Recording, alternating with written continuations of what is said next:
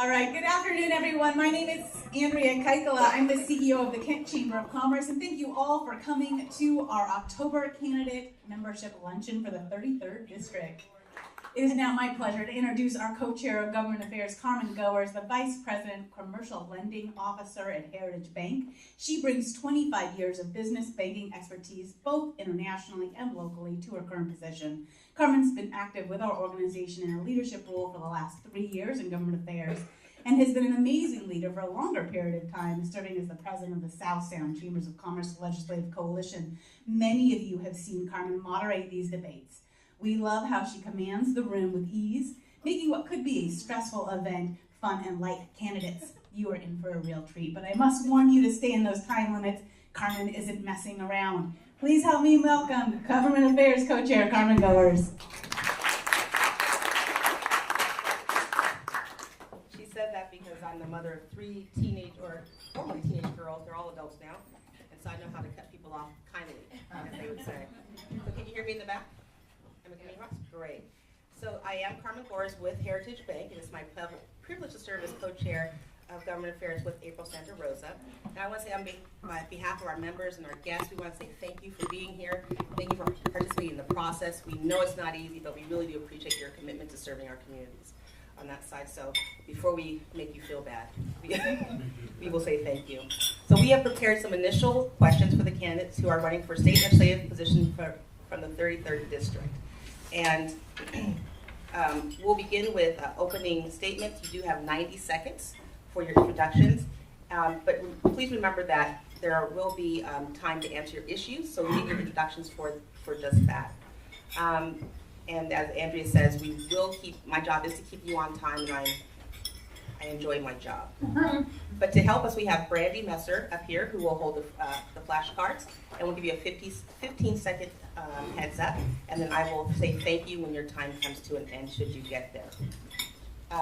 Secondly, we will have time for questions from the floor. On your tables are notepads and pens and paper to write questions. Please raise them up, and then we will screen those with Dawn in the back will pick them up, correct? And we will get those we'll get as many of them as possible in the time we have allowed for that. So we will begin our introductory statements with a flip of the coin. Mia won, and so Mia, you now have 90 seconds. Thank you.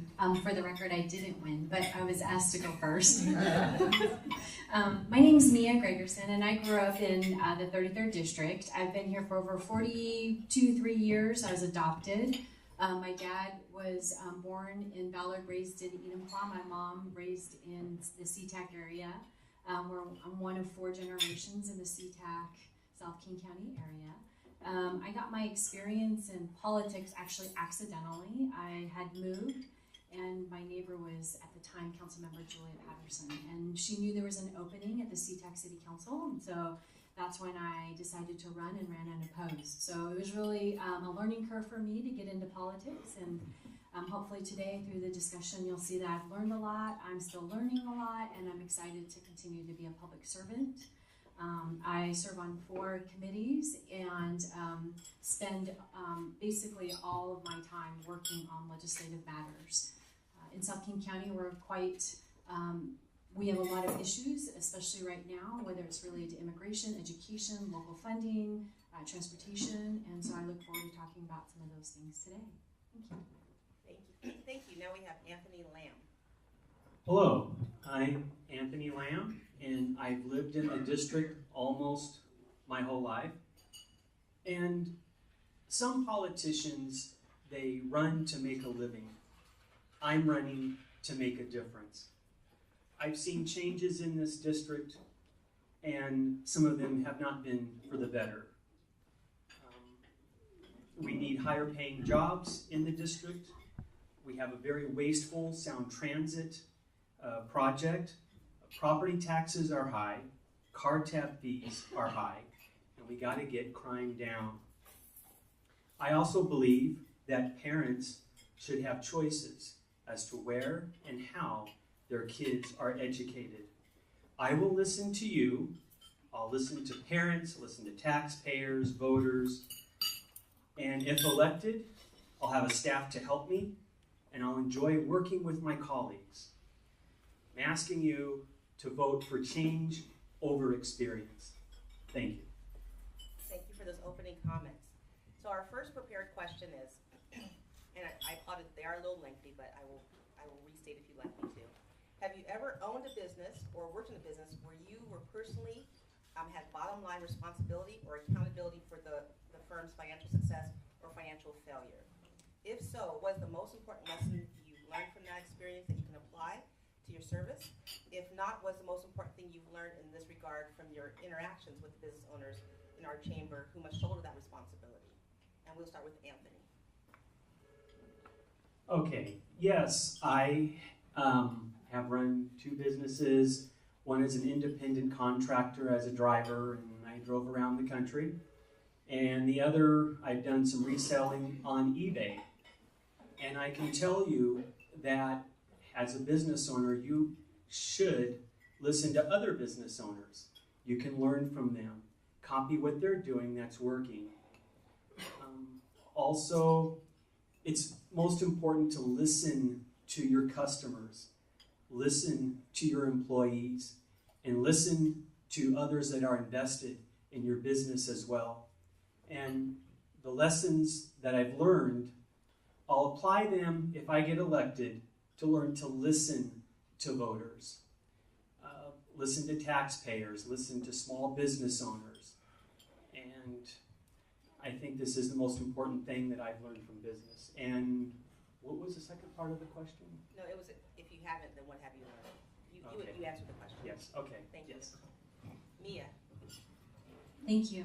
So I got my dental certificate. I was a dental assistant from the, what is it? OSC, which is the skill center up in Highline School District. And so I worked my way up to the point where I was a business manager for a dental office in West Seattle. And I think the lessons learned for me there is that there's 2 real big models in business. One is where you have lots and lots of clients coming through and you're trying to do a lot of service and you're expanding that footprint.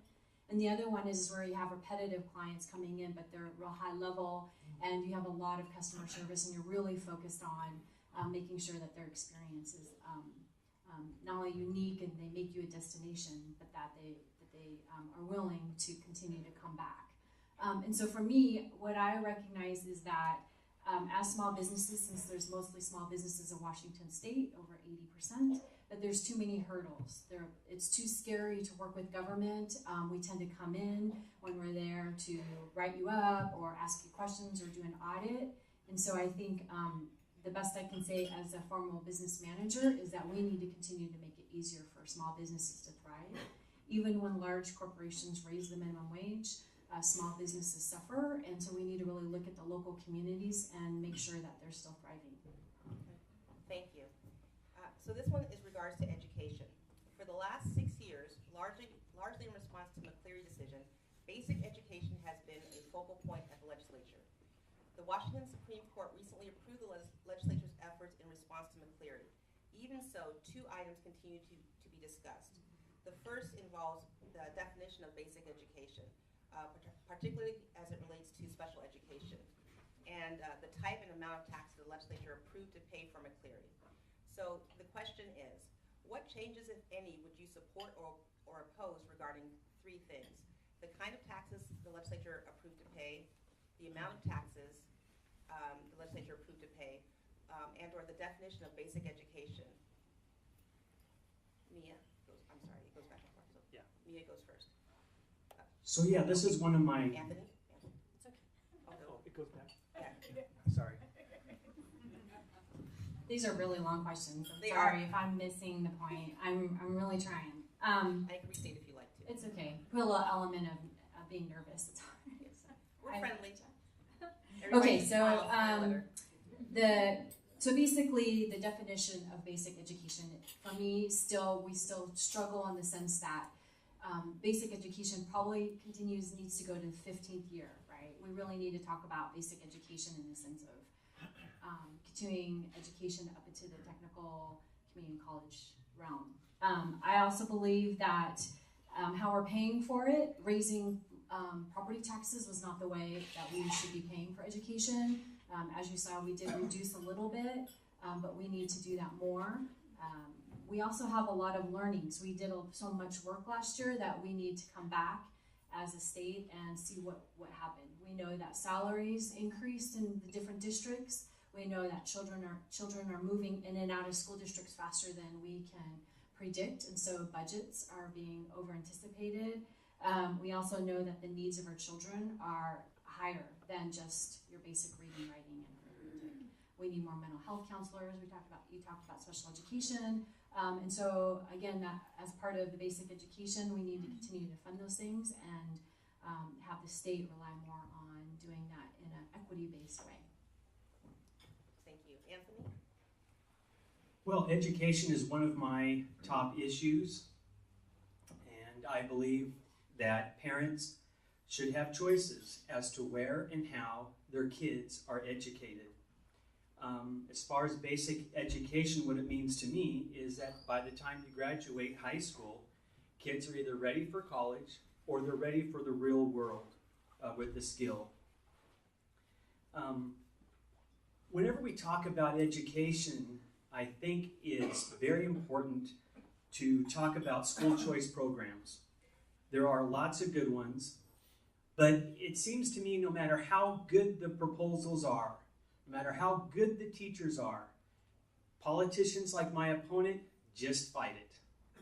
This happens in every state, and in every state that has school choice programs, they expand. Why? Because there's demand, because they work well, and they're constitutional. Programs like vouchers, scholarship tax credits, educational savings accounts, charter schools. They'd be a great fit for the district. We do have a charter school, and believe me, whenever you see a charter school pop up in a district, you can be sure that there are issues with school safety and also school underperformance. Again, when we talk about education, our focus tends not to be on... I didn't see a 15-second. Because you were looking that way. Oh, okay. Oh, sorry. Kind, gentle reminder. So question number 3 is regarding tax fatigue. So I have a lengthy statement, and then I'll get to the question just so you'll be prepared for it. There seems to be considerable tax fatigue among voters in the wake of recent tax-related decisions involving the state legislature, special taxing districts such as Sound Transit, and local governments. Even so, a number of proposals for additional tax revenues have been identified as possible decision topics for the 2019 session, and at least one may be on the ballot before then. So we're going to ask in a 2-part format. The first part of this question will be a lightning round, where we will do a nonverbal response to 8 different kinds of tax proposals. The 3 nonverbal responses are a thumbs up if you support the idea, a thumbs down if you oppose the idea, or a thumbs sideways if you prefer not to answer or don't have an opinion about that. Is that clear? Okay. Then after we've worked out our thumbs, each candidate will have 90 seconds if they want to explain their nonverbal answers and offer any comments that you may wish regarding that. Okay? So, so thumbs ready. Okay, thank you. We're friendly here. It's interactive, PE time. And okay, so here we go. A new state capital gains tax, thumbs up, down, or sideways. A new state carbon tax, also referred to as a tax on energy, thumbs up, down. We have a double thumb. A head tax, we're going to charge you for that, you know. A head tax, also referred to as a job creation penalty tax. Okay. Increasing the state portion of the B&O tax. Increasing the portion of the state. The state portion of the B&O tax. Increasing it? Increasing it, okay. Increasing the state portion of the sales tax. Increasing the state portion of the property tax. Giving local governments new taxing authority. A constitutional amendment authorizing a state income tax. Okay, thank you. That was fun, wasn't it? A little workout. A little cardio Did there. you see the wheels? I did. So thank you for your nonverbal responses. And now for our 90-second verbal comments. We're going to start with Anthony. You have 90 seconds to respond to your nonverbal answers to those. Okay, so I was not in support of any tax increase that she mentioned. we're taxed too much. I remember I heard someone say this, and I'll never forget it. We're taxed by the time we get up in the morning and turn the light off to the time we go to bed at night. And things like a carbon taxes, that's going to hurt consumers as well as businesses. Capital gains tax, that can affect the housing market in a negative way, and it's also bad for small businesses. So what other kind of taxes? Head tax, B&O, sales, property. Yeah, I mean, we have one of the highest sales tax, in the nation. We have one of the highest gas taxes in the nation as well. And so as far as taxing authority for the local jurisdictions, I would say that if it's something like a grocery tax, I hope that initiative passes so that it blocks local governments from doing that. But if a local government wants to lower some taxes, to give incentives, to bring in businesses, then I would be for that. Thank you. Mia? Yeah, thanks. Okay, so capital gains. In the state right now, when we talk about capital gains, we're only talking about people that are paying federal capital gains now, and that's about 4,500 people, and 25% of the amount of revenue that we would collect are by 2 individuals who had already said that they were okay with the capital gains tax. We are also the #1 most regressive state when it comes to middle class, low income communities paying the most amount of taxes. And so when I'm talking about tax increases, I would only support ones that are non-regressive. So if I misinterpreted what you said, then I would correct that. Property taxes, when we raised property taxes to pay for education, that was very harmful to those, especially women who are staying in their homes and are on a fixed income. So that is not something that I would support. I think local jurisdictions do need the opportunity to be able to deal with solving problems, because that's what they're forced to do, by looking at revenue streams, and I would give local communities that power to do that. B&O, I think that there's a lot of room to lower B&O taxes, especially for smaller businesses, and we have been talking about that at the state, so that's how I interpreted that question. Sales tax is regressive, and so I would support lowering sales tax if I could. And the carbon tax, I recognize that environmental costs, the cost in dealing with climate change is extremely expensive, and so I'm supporting anything that's working towards that. Thank you, Mia. That card pops quickly, doesn't it? Yeah. Alarming. Sorry. So we're going to move to housing question. But reminder, if there's any questions, please make sure Dawn sees them so we can review those. Thank you. So here in King County, we don't have enough housing, including homes, condos, apartments, special needs housing, etc., for everyone who needs a place to live. It's not just a crisis for the homeless and low to moderate income households that needs financial subsidies. The housing crisis also affects middle-class working families who are priced out of the housing market as well. In addition, our business owners need both employees and stable cost structures for their businesses to be able to survive. So here's the question. What policies or changes are needed to ensure housing is available and affordable for all economic segments of the population of the state, as required by the GMA's housing goal? And secondly, does the state legislature need to play a larger role in planning for a supply of housing that will be sufficient to meet the actual market demand for housing? And I begin with Mia.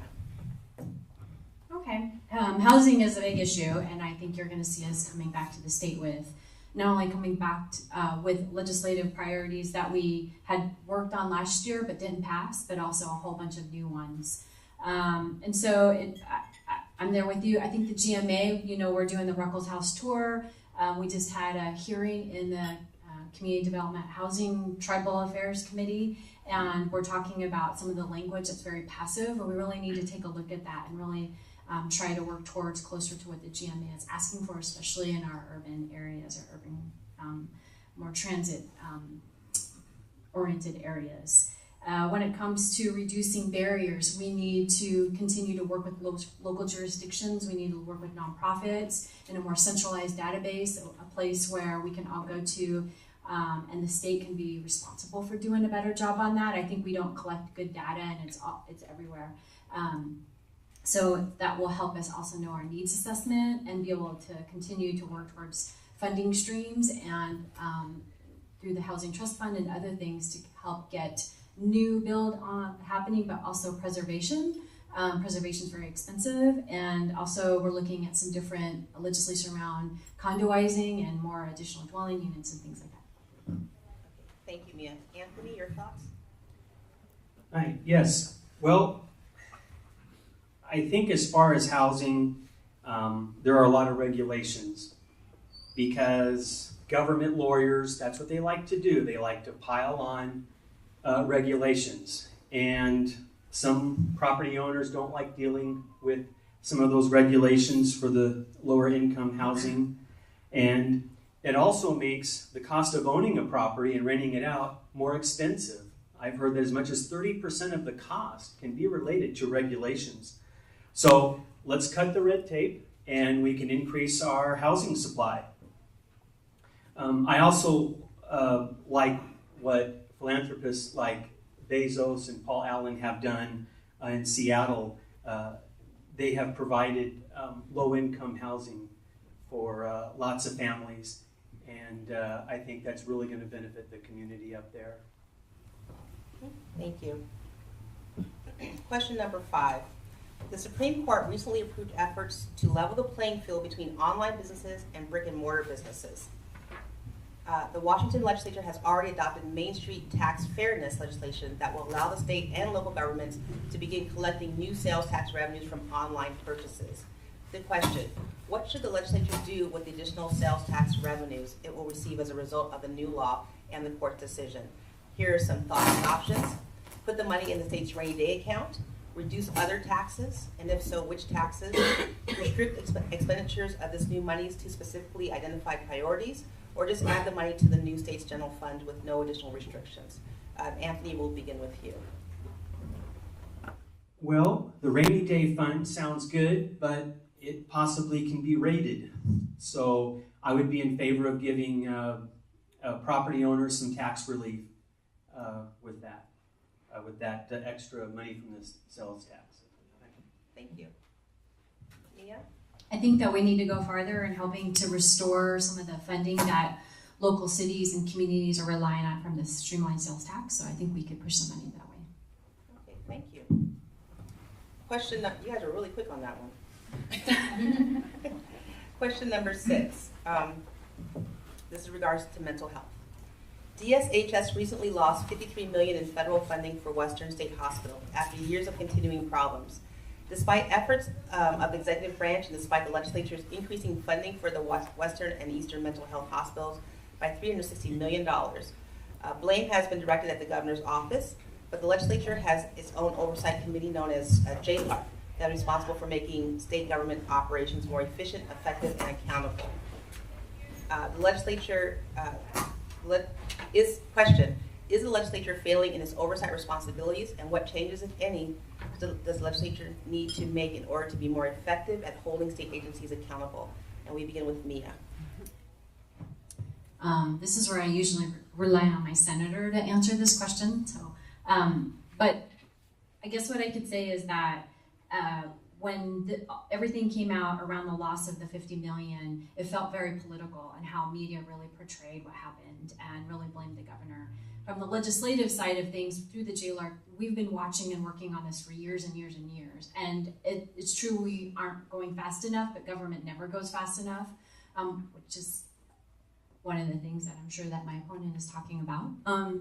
And so in regards to that, I feel like the JLARC is the place where we can really continue to be as transparent as possible and moving in the direction that most partners, most stakeholders are okay with. That's about all I can say about it. Okay, thank you. And Anthony. Well, they were held accountable and federal dollars were pulled away from the mental state hospital. You can't just let government run things in an incompetent fashion. You have to make changes at the top, and you have to put pressure on legislators to rethink what they're doing. Find someone fantastic who wants to run this type of hospital and support him and have him come in, make the great changes, and hopefully things go better over there.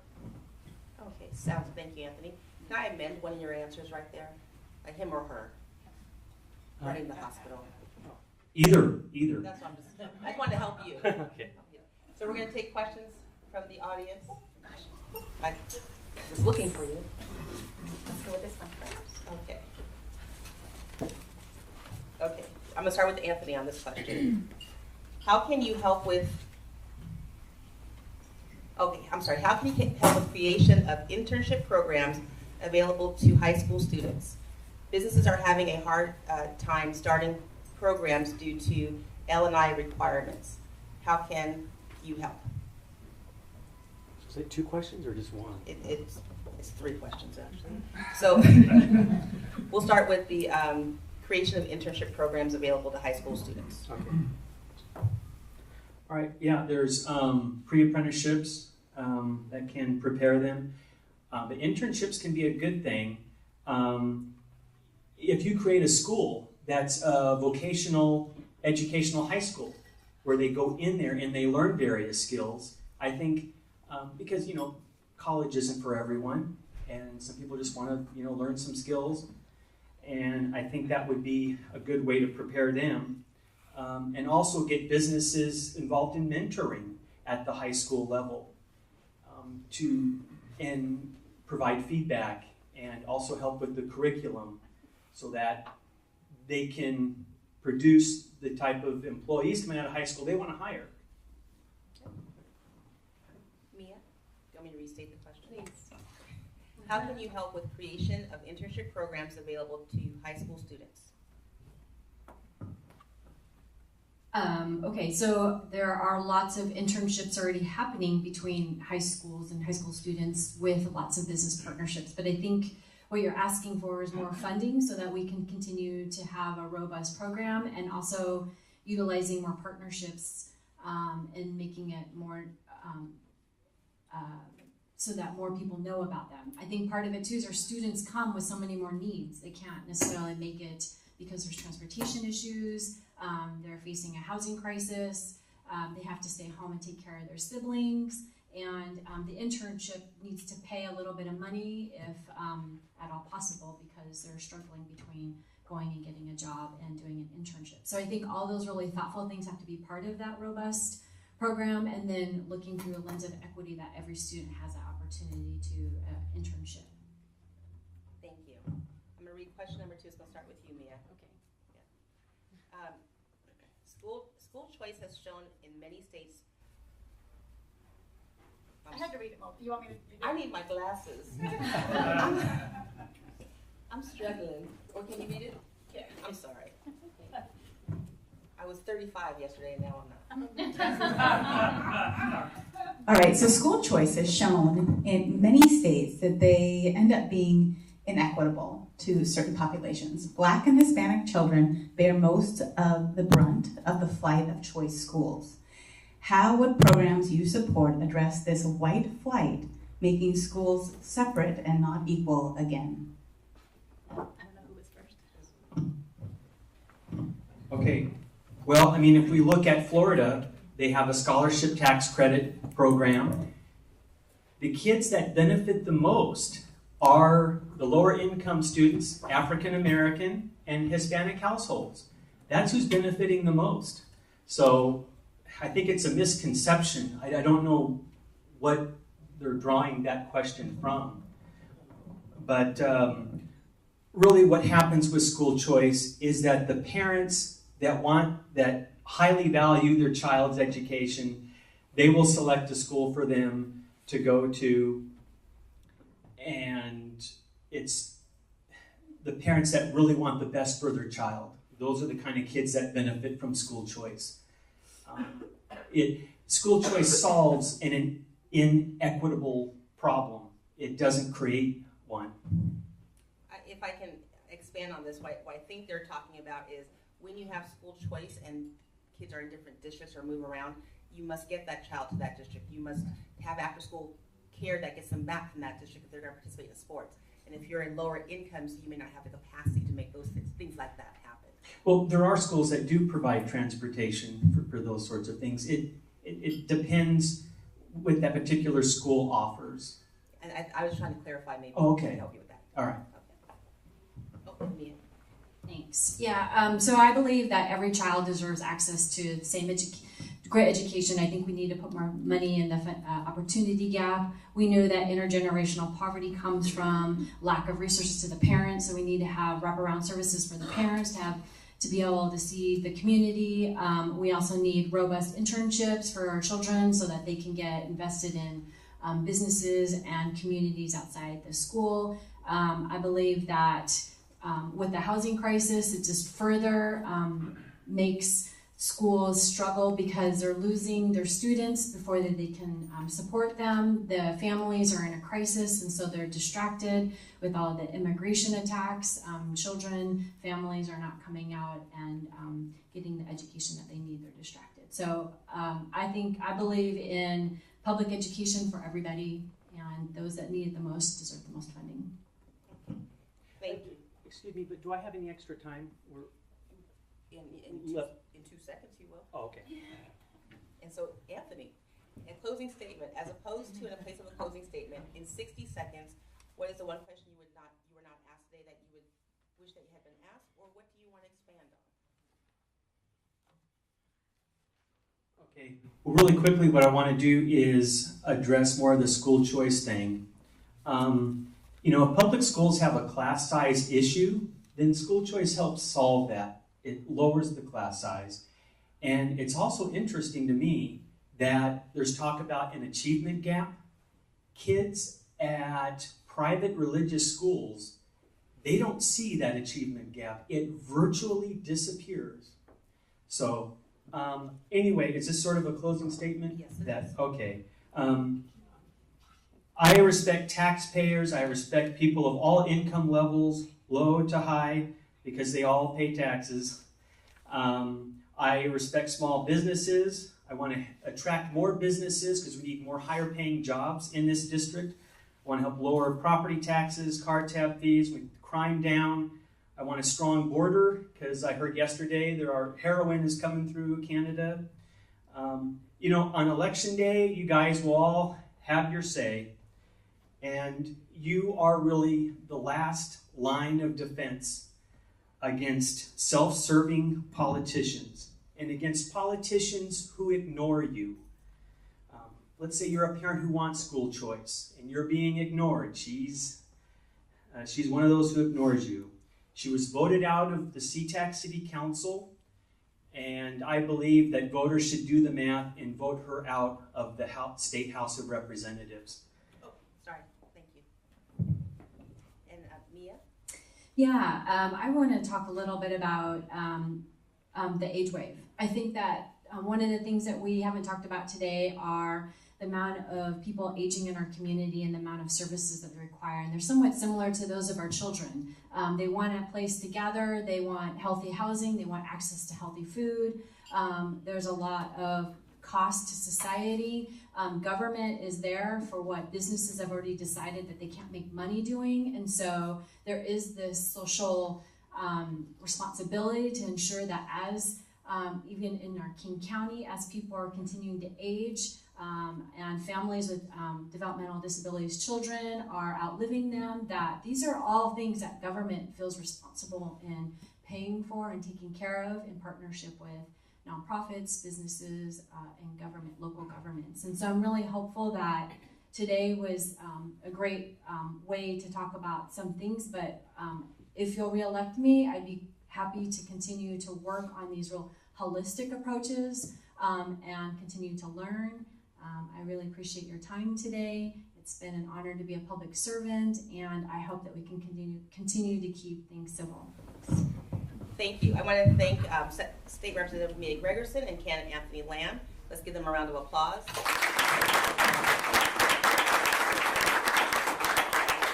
And we also say thank you to Brandy, who kept her cards moving quickly. Thank you, Brandy. So, and I just like to do a reminder that we must be kind to our elected officials and our candidates, because if good people don't run, we're going to be governed by the lesser of those people. So recognize that civility and be kind on that side. So I'm going to turn it back over to Andrea to end our program. All right. Thank you to Carmen for moderating. Thank you all for coming, and thank you to our candidates for being willing to serve.